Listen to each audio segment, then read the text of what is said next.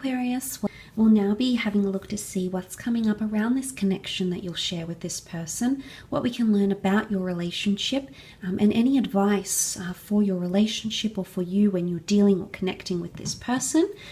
So let's lay out a few more cards with the Rider-Waite deck and see what comes up around this relationship. Okay, your next love.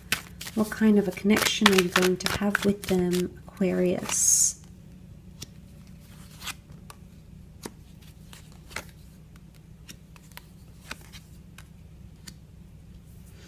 Okay, Aquarius, you're coming up as the Ace of Swords, but the Ace of Swords reversed. Somehow I think that it might be a connection that you're not necessarily prepared to fight for, or you're not going to put in as much effort as this person might. There is an excitement here with the King of Wands and the Ace of Wands, which would indicate that there is some sort of opportunity here. But Aquarius, it could be that you're going to come to a place here with the Ace of Swords reversed because you are the Swords. And straight away that makes me think that you might not necessarily feel like this is a connection worth fighting for. Or in fighting for this person, you could in turn push them away. It's a very odd sort of situation that has come up in the cards. Now you do have two aces, and it could indicate that this is a relationship that may take at least 2 attempts to get off the ground. So there could be a separation in the works here for you to both work on yourselves, go separate ways, and then reunite and come back together. So the King of Wands, there's a very strong attraction that will exist within this relationship, but it's an unsettled energy. Okay, the King of Wands isn't, it would indicate to me someone who's not maybe ready for the solid commitment. It could be someone who doesn't really know what they want from you. So it's a little bit in between, potentially a little bit back and forth. But the King of Wands isn't, he sort of gets excited about other things. He's easily distracted. He's not really on course. So I think it is someone who wants a fresh start, a clean slate of a relationship, but their actions are going to prove otherwise. And their actions could be a little bit inconsistent. I don't normally read the King of Wands as an inconsistent figure. I just think he's very excitable. He's interchangeable. He likes to do things. He likes, he gets distracted by a lot of things. So this is someone that could be easily distracted in the relationship, or someone who at times will act a little bit unsettled. But you're not going to be short on passion or lust. Ace of Wands often resembling a phallic symbol. So lust, sex, intimacy. I think that's going to be big for the both of you. But notice this, there's growth, there's vegetation from the Wands, so there's lessons here. This next love of yours, Aquarius, there's a lot of lessons for you to grow and learn from, because this is growth, this is fertility, sprouting. So this is the planting of a lot of seeds. There's going to be a lot of firsts in this connection, Aqua. A lot of firsts for yourself and this person. And seeing this, I think there's a lot of karmic lessons that come into play here for you. Karmic lessons to do with this person and this relationship, and a lot of self-growth. The Eight of Pentacles is here. This is a relationship that's going to take hard work. A lot of work, a lot of investing, but Ace of Swords is reversed. I mean, it could be, it could indicate another thing. When I see the Ace of Swords reversed, it indicates there's either a no need to fight for what we need to, or there's no desire to fight for what we feel we need to. So it's either one of the two.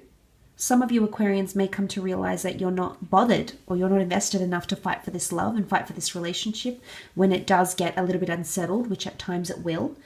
For others, it could indicate something different. For example, that Ace of Swords could very much indicate that things could happen fairly effortlessly, but I'm seeing it's more the former rather than the latter. But I think for some, you will come to experience that with the Ace of Swords.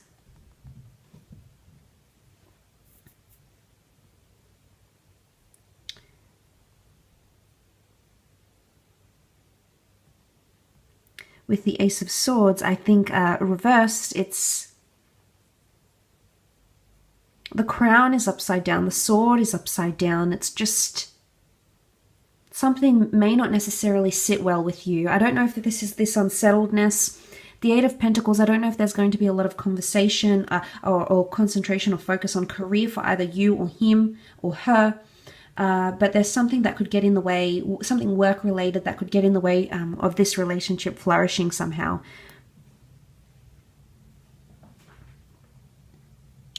So that's what I'm seeing.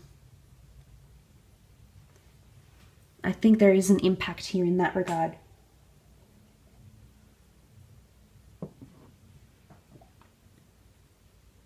The two aces, two attempts. I mean, Ace of Swords can also be the removal or the cutting out of things. And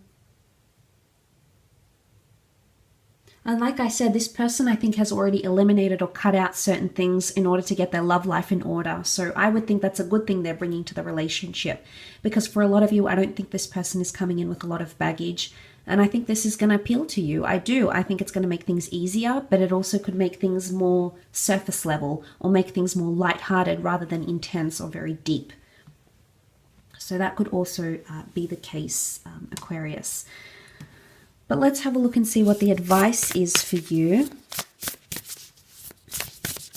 Aquarius, what is the advice for you?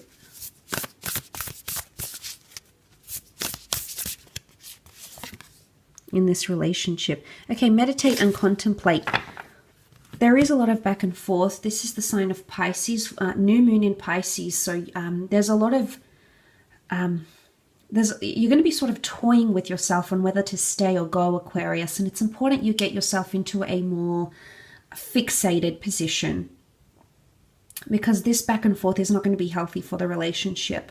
It may be you, it could be them, but I think the advice for you here is meditate and contemplate. Before you make any big decisions or change direction or change how you feel about this person, you need to think more deeply about things. Pisces is a very emotional energy. It's almost like an emotional roller coaster. So for some of you, you might have to sort of grasp and wrestle with your emotions and sort of confront them much more than you previously have, Aquarius. Because I do feel like there is an opening for things to become deeper.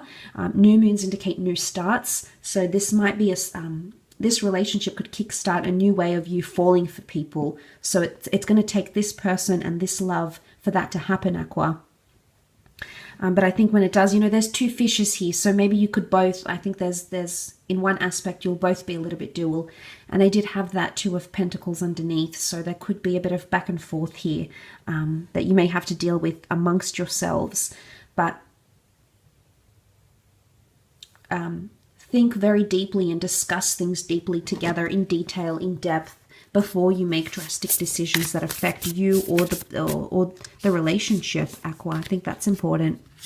Okay, we've got surrender to the divine, full moon. This is about having trust, having faith. Oh, I've actually got two cards there.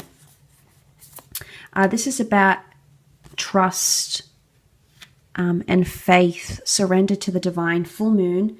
Divine can speak of fate, serendipity.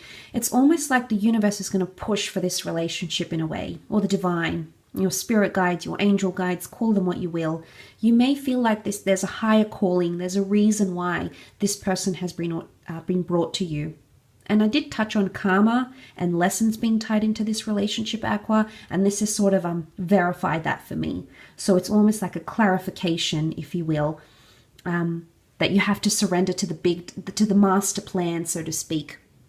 Not to submit entirely, but surrendering to the divine, surrendering to things that will be good for you, that may push you out of your comfort zone and take you at a place where you've never felt before, Aqua.